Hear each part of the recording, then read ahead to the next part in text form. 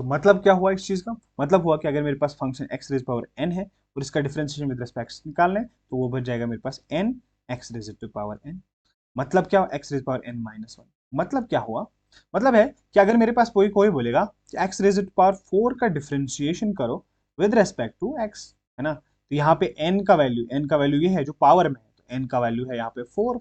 मैं यहाँ पे लिखूंगा इसका वैल्यू एन, मतलब n into x raise to power n क्या है फोर, फोर माइनस वन, तो मतलब आएगा four x raise to power three. तो यहाँ पे मेरे पास जो है ना इसका डिफरेंशिएशन ये आएगा। इसका कहने का मतलब ये था। ठीक है, अब हम यहाँ पे एब इनिशियो मेथड से ज्यादा डिफरेंशिएशन हमें नहीं करनी है। ठीक है, हमें डायरेक्ट डिफरेंशिएशन आनी चाहिए। तो इसलिए यहाँ पे मैं टॉपिक एक आपको बताता हूँ कि डिफरेंशिएशन, हाँ मैं इस तरीके से लिख सकता हूँ, differentiation, differentiation of some functions. ठीक है, फंक्शन, कुछ फंक्शंस का मैं यहाँ पे डिफरेंशिएशन जो है ना वो बताता हूँ आपको, और वो बहुत ज्यादा इंपॉर्टेंट है, वो आपको मेमोराइज करके रखना है कि किसका क्या डिफरेंशिएशन होता है। सबसे पहली चीज आपको किसका याद रखना है कि अगर तुम्हें कहीं पे भी कांस्टेंट मिले, सपोज कांस्टेंट मतलब 5, 4, 11, -1, ठीक है, इसका जो डिफरेंशिएशन होता है इसका डिफरेंशिएशन जीरो होता है। तो सबसे पहली चीज हमने क्या लिखा, डिफरेंशिएशन ऑफ कांस्टेंट। कांस्टेंट जहां पे भी हो उसका डिफरेंशिएशन होता है वो हमेशा जीरो होता है। कांस्टेंट का मतलब क्या होता है, कांस्टेंट का मतलब होता है वो चेंज नहीं होता। ठीक है, वो चेंज ही नहीं होता। हम डिफरेंशिएशन में क्या निकालते हैं, हम डिफरेंशिएशन में चेंज निकालते हैं। तो अगर चेंज ही नहीं होता है तो उसका मतलब डिफरेंशिएशन जीरो के बराबर होगा। ठीक है, तो दूसरा दूसरा डिफरेंशिएशन आपको याद रखना है कि differentiation of x raise to power n, अभी हमने एबनेशो मेथड से निकाला था। Differentiation of x raise to power n जो है वो किस तरीके के बराबर है, n into x raise power n minus one, इसके बराबर होता है। ठीक है, उसके बाद इसके एग्जाम्पल्स भी हम करेंगे बाद में। ठीक है, बट अब पहले आपको याद रखना है ये चीज। ठीक है, और differentiation of l n of x. ठीक है, मैंने आपको लॉगरिथम में बताया था कि एल एन क्या होता है। ठीक है, अगर आपको याद नहीं है तो याद दिला दूं। ठीक है, इसका डिफरेंशिएशन वन अपॉन एक्स होता है। एल एन ऑफ एक्स क्या होता है, एल एन ऑफ एक्स होता है लॉग जिसकी बेस होती है ई। ठीक है, इसका डिफरेंशिएशन ये होता है। और फोर्थ चीज हम यहां से देखते हैं कि फोर्थ चीज क्या है। फोर्थ चीज है differentiation of e raise to power x. Exponential function का डिफरेंशिएशन जो होता है वो वापस वही एक्सपोनेंशियल फंक्शन आता है, e raise to power x ही आता है। ठीक है, अच्छा, इसके बाद हम कुछ ट्रिग्नोमेट्रिक फंक्शंस देखते हैं जिनका डिफरेंशिएशन हमें देखते हैं। जैसे मैं फिफ्थ का डिफरेंशिएशन आपको बता दूं कि differentiation of sine x. Sine x का डिफरेंशिएशन मेरे पास क्या हुआ विद रेस्पेक्ट टू एक्स, तो साइन एक्स का डिफरेंशिएशन मेरे पास किसके बराबर होगा, वो मेरे पास कॉस एक्स के बराबर होगा। अच्छा, उसके बाद डिफरेंशिएशन, ये हमने एबनिशो मेथड से भी प्रूव किया था। डिफरेंशिएशन ऑफ कॉस एक्स, इसका मैंने होमवर्क दिया था आपको ये।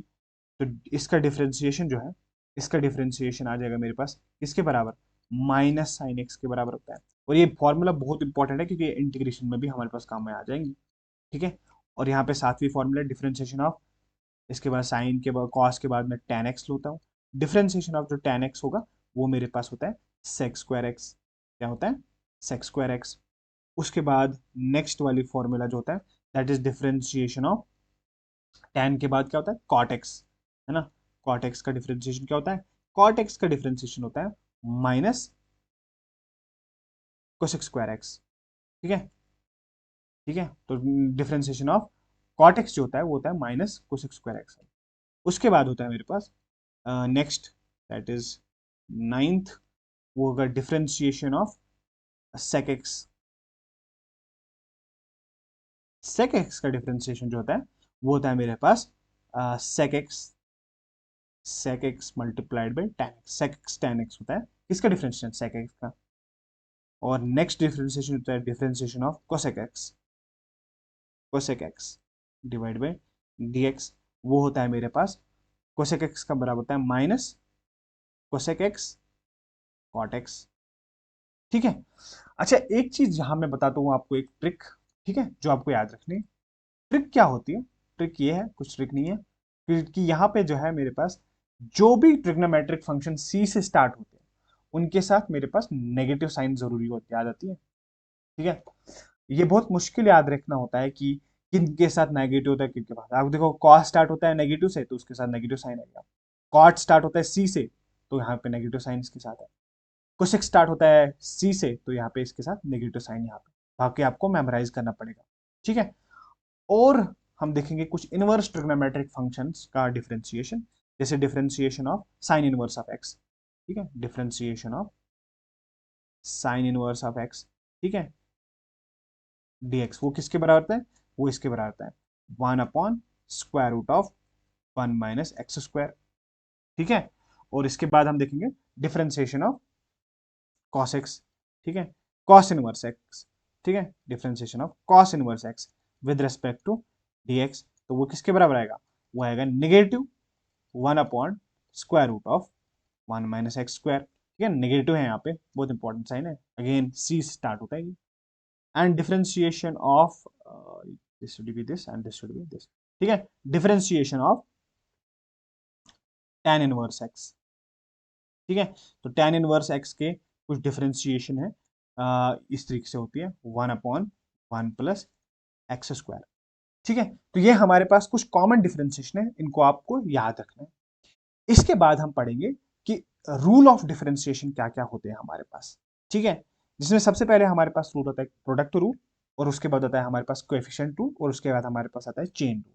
ये 3 रूल्स होते हैं डिफरेंशिएशन में।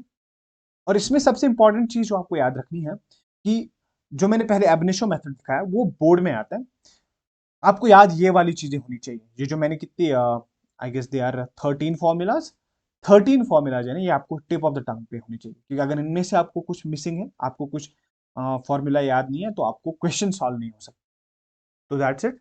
इसके बाद हम पढ़ेंगे क्या, रूल्स ऑफ